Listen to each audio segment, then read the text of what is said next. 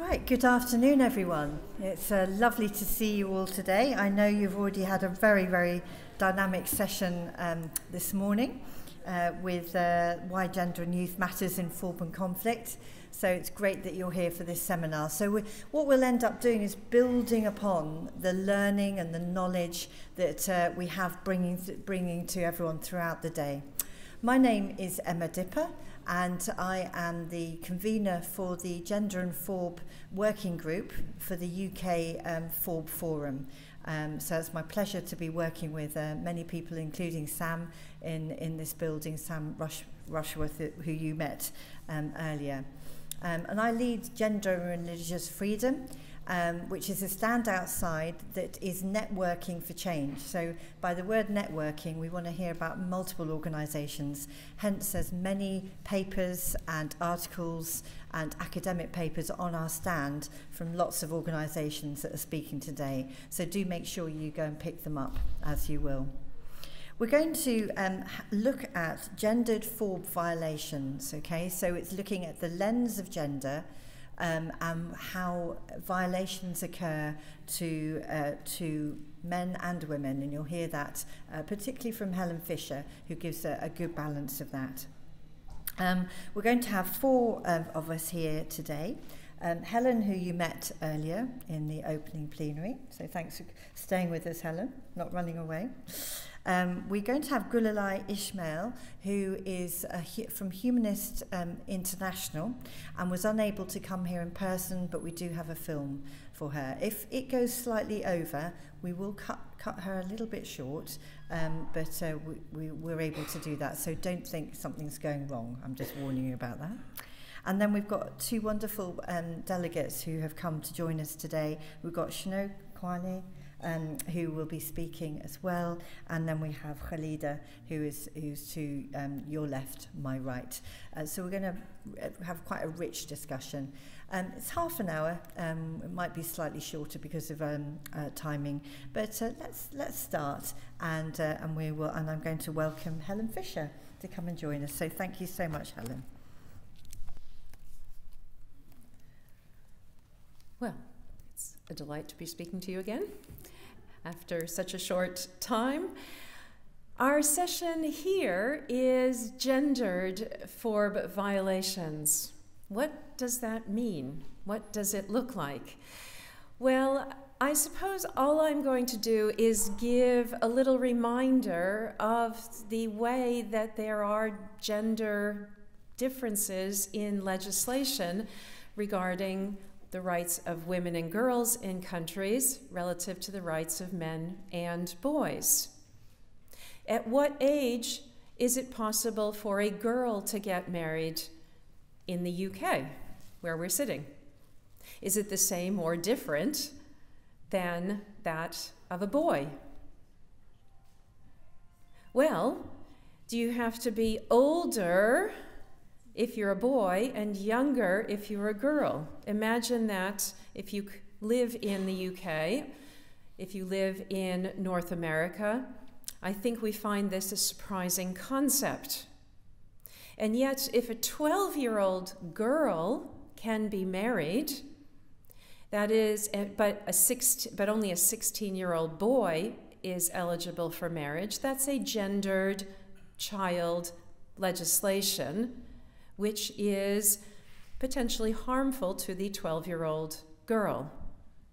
We heard a testimony this morning at the FoRB panel that Emma chaired in the Ministerial of how even once girls have been abducted and once they have been living with their husband for a month or 2 months, if they are then returned to their families and their family, or the family manages to recuperate them, actually the court of law in Pakistan recently has judged that that girl needed to be returned to her husband, even though she was only 12 years old. Because once she had been married to him, she lost all right. She had no right to divorce.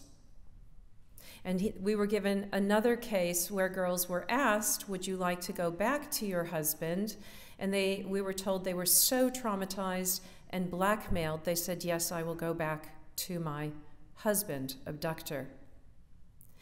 This is a combination, now what I've just said there is a combination of the law and the societal practice and the psychology of this young woman and her emotional state at the age of 13 or 14. So even though we can talk about gendered FoRB violations, we also need to realize that law isn't the whole story.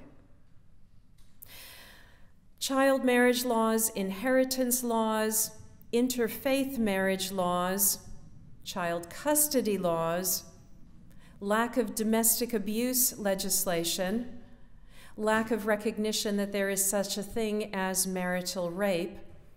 All of these laws mean that gendered FoRB violations can take place with complete impunity because they blend into the ambient violence, quite frankly, that is perpetuated against women.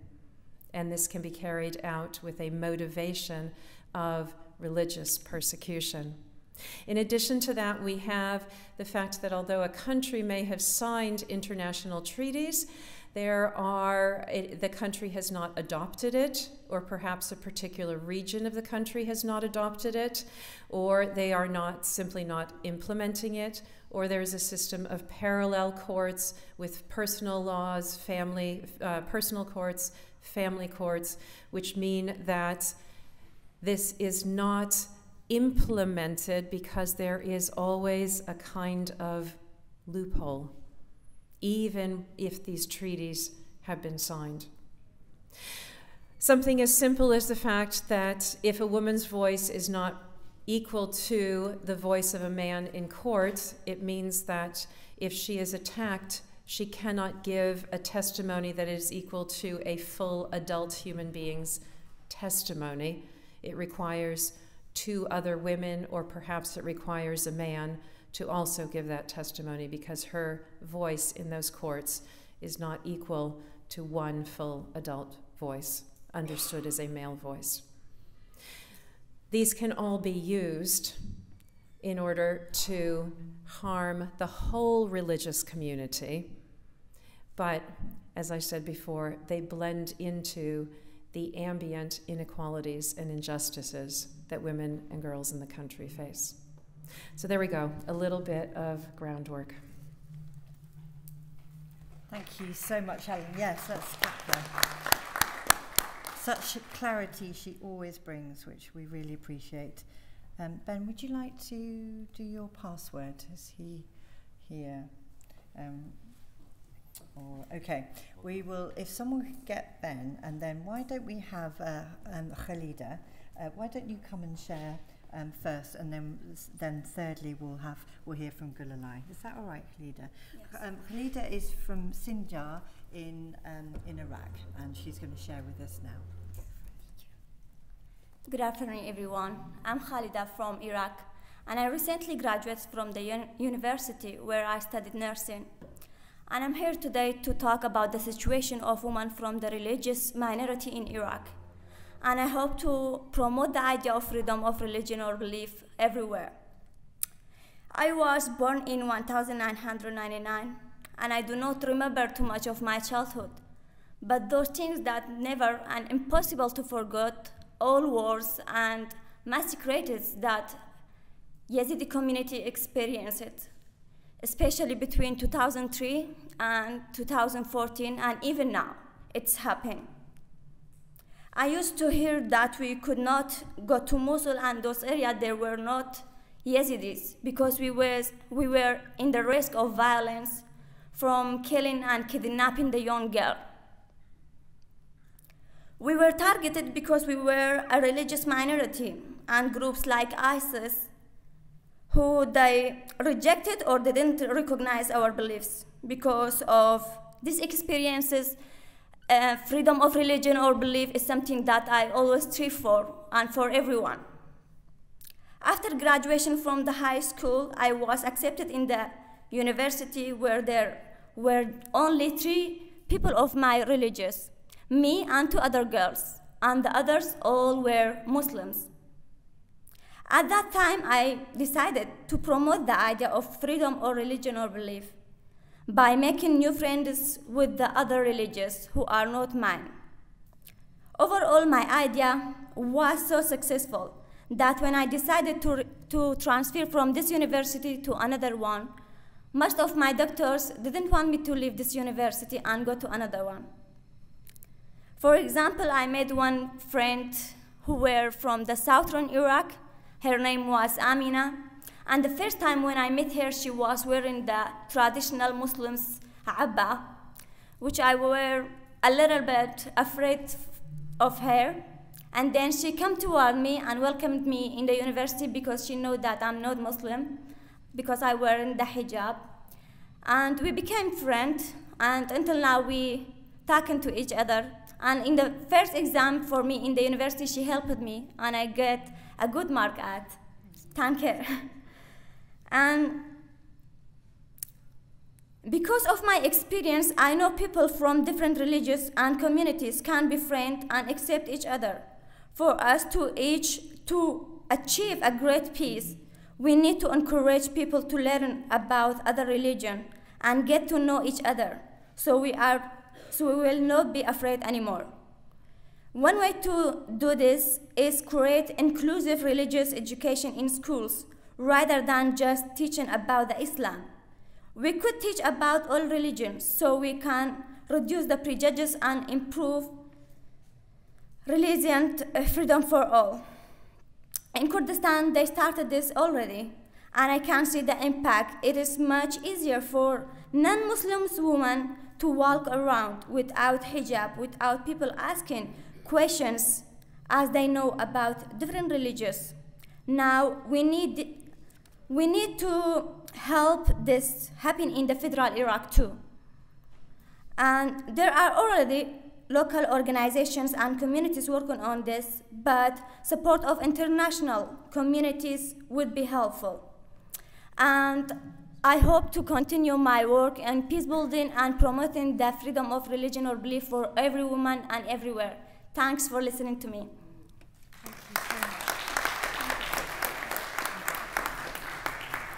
Thank you so much, Khalida. And you can see that the key part of how she was describing her strategy in freedom of religion or belief was friendship, wasn't it? It was relationship, it was investment, and that's for the long term. So thank you so much for reminding us of that. We're going to hear from Gulalai now, and you'll watch that on the screen.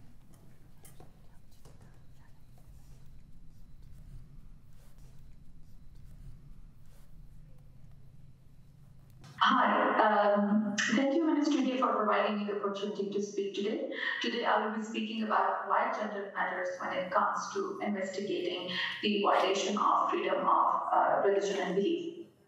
I want to start by sharing my story. I grew up in the northeast of Pakistan, a conservative religious society, and one of the most difficult parts of the world for women. When I was around 13, one of my cousins who was around my age was taken out of school and married off to a man almost twice her age. That was for the first time that I realized that human rights are not gender neutral. Both the violation and the exercise of human rights is gendered. I responded by starting a young women-led and girls-led organization, Aware Girls, to leadership skills of young women and girls, enabling them to act as agents of gender equality and peace in Pakistan. For 20 years, I worked with thousands of women, training them in political leadership skills, peace-building skills, and building movements for human rights. The Nobel Peace Prize winner Malala Yousafzai was one of those girls. However, being a women rights defender made my work on human rights much more challenging and exposed me to greater risks. My home was attacked in 2013 to deter me from my work, and I had to relocate several times for my safety. Few years down the road, in 2017, a life-threatening online blasphemy campaign was instigated against me by people unknown to me because of my humanist beliefs and my work on gender equality. Perhaps freedom of belief and gender equality are seen as a lethal combination by those who benefit from inequalities and status quo. I received hundreds of threats of rape, murder, acid attack, and mob violence. When I survived the blasphemy campaign by the non-state actors, the state authorities came directly after me, mainly because I was a humanist feminist working for gender equality and peace. First, I was booked in case of sedition, and later I was placed on a state kill list. While investigating the violation of freedom of belief, it is important to analyze the differential consequences of these violations on women and other gender minorities. These challenges frequently intersect in the sense that religiously based discrimination has certain gender consequences, and gender-based discrimination or violation has consequences on the right to believe. For instance, the violation of freedom of religion and right to belief often affect women, girls, and LGBT people in many different and complicated ways. We also know that the persecution of religious minorities often involves gender-based violence in the form of rape, forced sterilization, forced marriage, kidnapping, or otherwise. In Pakistan, an imminent threat to the women who belong to minority faith groups such as Hindu and Christians is their abduction, forced conversions to Islam, and forced marriages. An estimated 1,000 women are forcibly converted to Islam each year in Pakistan. Many are kidnapped, forcibly married, and subjected to rape. The state has failed to protect them. In China, women from Muslim Uyghur minority are allegedly subjected to rape and forced sterilization in the so-called re-education camps, where hundreds of thousands of people are detained solely because of their religious affiliation. The intersection of the challenges is not only at the level of individuals. It also put women human rights defenders at great risk. For example, in Iran, women who campaigned against forced hijab were persecuted by the state authorities and were given long-term jail sentences. The women's rights movement of Pakistan also faced threats by violent religious groups. Every year in Pakistan, thousands of women march for their rights. However, the violent and religious conservative groups constantly pose a threat to their safety by organizing counter-protests, attacking the women marchers, and using legal means to harass them. An enabling environment of fear is created every year to stop women from marching for equality. Last year, a life-threatening blasphemy campaign was run against the women marchers, and a blasphemy case was registered against the organizers on the application of the law. Blasphemy charges have become a mainstream tool of repressing those whose vulnerabilities are intersections, such as women, religious minorities, or gender minorities. Gosh, isn't that important to hear? Okay, and we made this point actually in the main ministerial, that even though you hear of the violations across religious beliefs, it happens within a secular humanist construct as well. And so you can see where gender inequalities and the violations that happen continue to be a dominant theme that intersect so effectively for the perpetrators. So I'm sorry to cut that short. It is available, but we're very grateful for Gulai, who was unable to travel to the UK to bring this message. I'd like to finish with our panel with Shno. She's also from Iraq, and she's going to share more, and then I'll bring us to a close for the second lot of seminars. So thank you.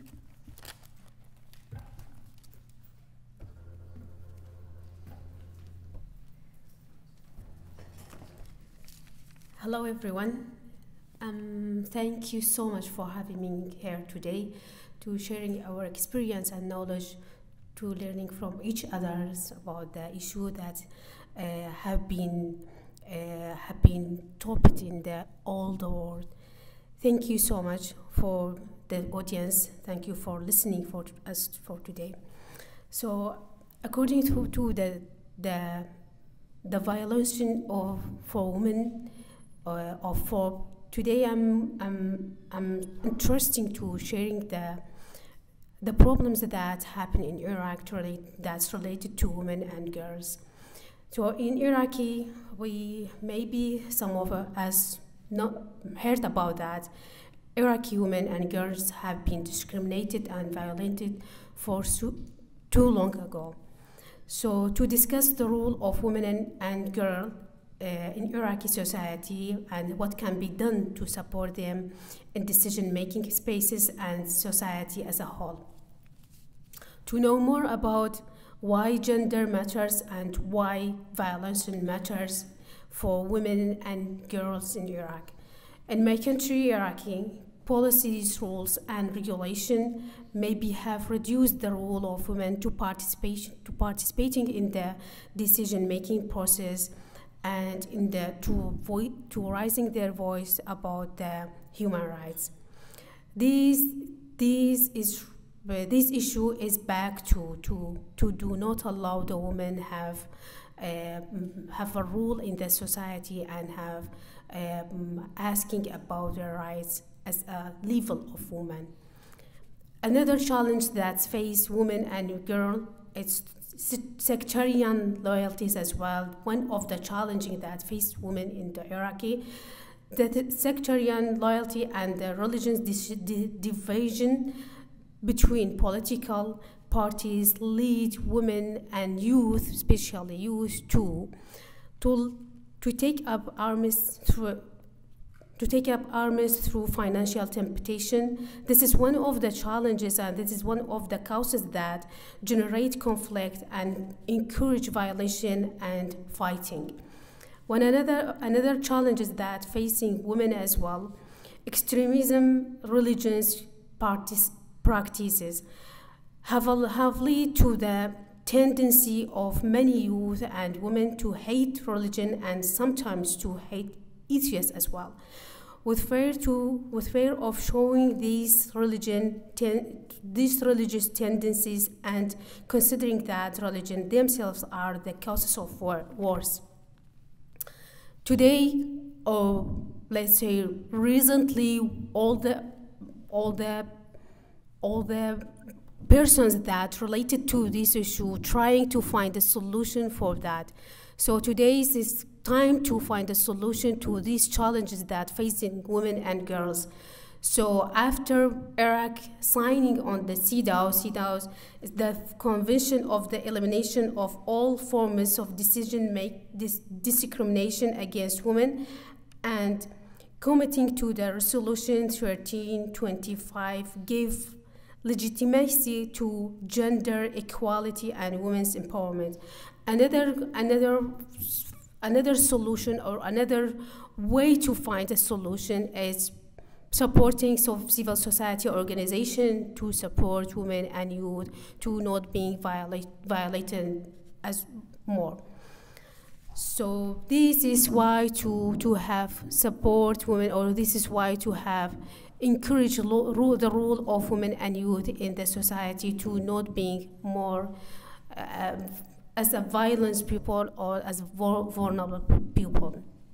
Thank you so much for listening.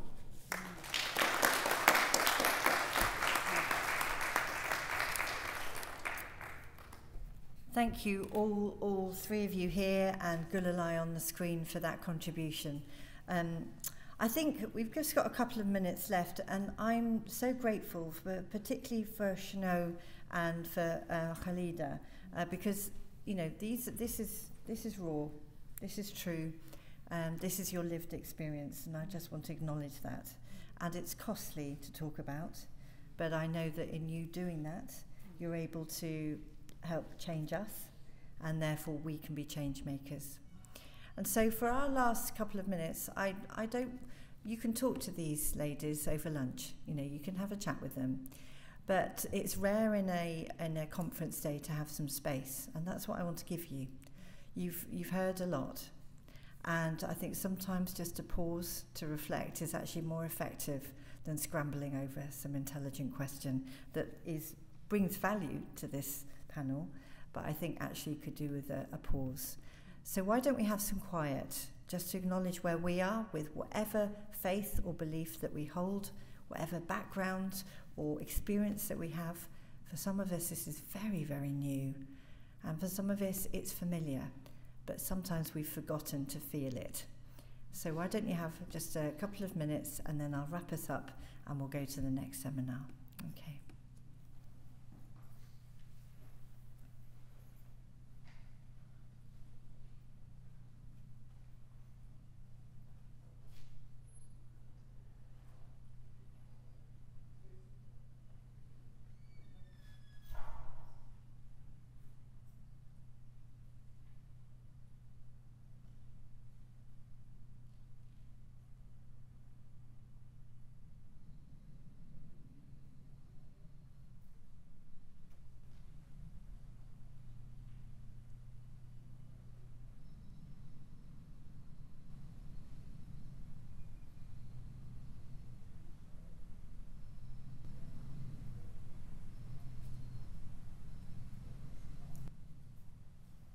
Thank you, everyone. Thank you for being a part.